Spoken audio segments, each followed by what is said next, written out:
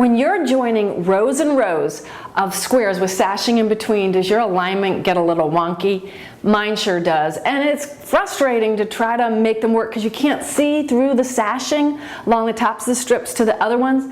Well, this little method of marking is very helpful so that you don't have to resort to that dreaded seam ripper. Let me show you how.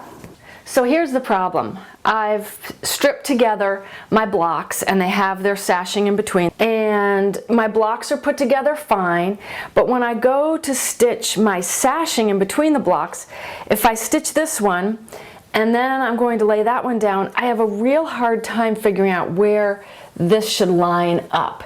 And I know you've been there. Well, this is a really good solution. I did not come up with it, but it's a great solution to keep you straight.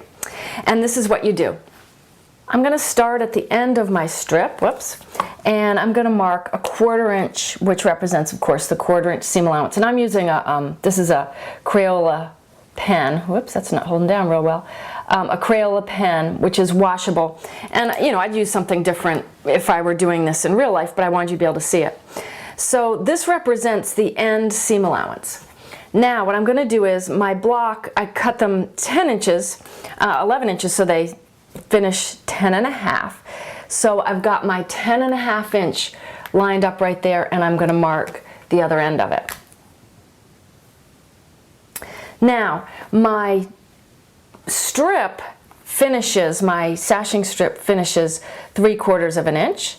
So I am going to measure 3/4 inch, and then I'll go down for the next block and I will measure 10.5 inches. Let's get this right here, and I'll mark 10.5 inches, then I'll do the 3/4, then the 10.5, and work my way down.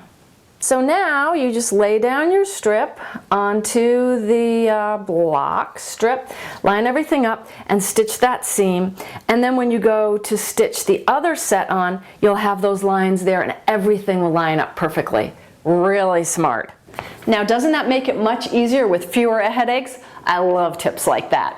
For lots more videos, go to qnntv.com.